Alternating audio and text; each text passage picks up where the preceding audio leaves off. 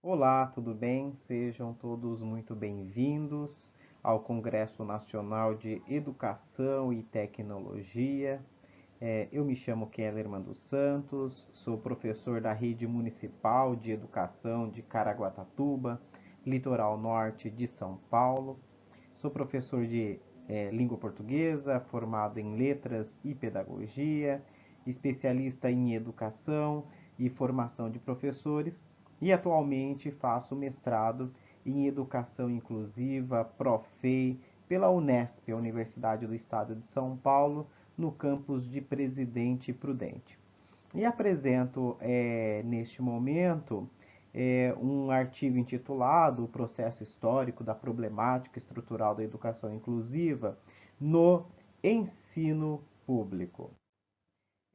Faço as considerações iniciais do presente trabalho, buscando refletir sobre as problemáticas estruturais da educação inclusiva no ensino público e ainda pensando justamente o quão historicamente nós tivemos essa problemática no ensino público, né? Uma educação para poucos, uma exclusão educacional e que isso se reflete ainda em algumas cidades, em alguns estados do nosso país que não fortalecem uma educação inclusiva de fato.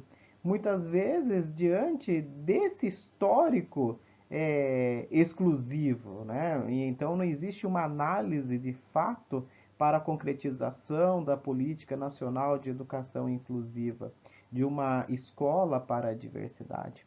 Então, o estudo ele está fundamentado nos autores como Sasaki, Arendt, Freire, Foucault, que analisam as raízes históricas e políticas que moldaram essa precariedade do ensino inclusivo, destacando também a perpetuação de modelos excludentes, às vezes modelos eurocêntricos dissociados da realidade brasileira. Então, a fundamentação, dentre elas nas considerações, Sasaki é um especialista na inclusão também, uma inclusão para o acesso, né? Antes de chegar a qualquer espaço, que todos os espaços estejam acessíveis. E a educação também, que a educação tenha esta acessibilidade. A própria legislação ela diz do acesso e permanência do estudante dentro da escola e para chegar à escola. E muitas vezes é justamente essa problemática estrutural que ainda o ensino público em algumas cidades, em alguns estados, ainda estão muito evidentes. O objetivo da pesquisa foi justamente, primeiro, compreender a origem histórica das desigualdades educacionais da inclusão, né? Como que era a educação pública antes da Constituição de 1988, antes da LDB 9394 de 1996, porque o processo também de política educacional inclusiva, ela foi se construindo ao longo desses 35 anos, né? Com a Constituição e também com as novas legislações a partir da LDB atual. Então, também observou-se discutir as falhas estruturais que comprometem a efetividade de uma educação inclusiva de fato. As falhas estruturais, tanto pedagógicas quanto de organização enquanto escola, enquanto um projeto político pedagógico de instituição. Então, analisa a relação entre as políticas públicas e a exclusão educacional que ainda estão presentes dentro das instituições e escolas. Evidencia também o impacto da falta de infraestrutura e o apoio na inclusão de alunos com deficiência. Para tanto, a metodologia abordada no presente trabalho teve como abordagem qualitativa uma revisão bibliográfica dos autores clássicos e contemporâneos que se conversam perfeitamente com a realidade atual de educação. Um método empírico indutivo associado à própria análise da prática docente e um recorte no ensino público por aqui proposto paulista, né, como um espaço de observação em comparação até mesmo entre as próprias cidades paulistas.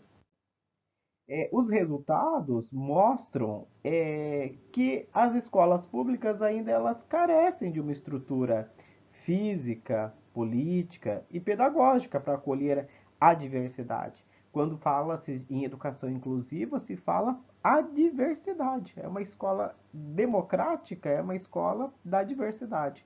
Então, muitas vezes, em algumas instituições, a inclusão ela é apenas teórica. Não há, de fato, uma acessibilidade real, uma acessibilidade pedagógica, né? Um suporte profissional. A acessibilidade não apenas física, né? Mas também a acessibilidade de fazer com que todos estejam bem dentro da escola, os profissionais da educação e os discentes. Logo, evidencia-se que os modelos ainda impostos reproduzem muitas vezes uma exclusão e reforça a desigualdade na escola. E isso é muito complexo diante de uma política pública que tem por ideia construir uma escola para todos e ainda se evidencia a exclusão em alguns espaços.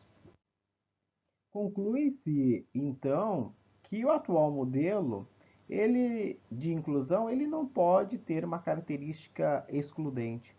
E para que não tenha essa característica, é necessário que a escola pública ela tenha o fortalecimento de uma infraestrutura, de políticas contextualizadas e de formação adequada a todos os profissionais que nela trabalham.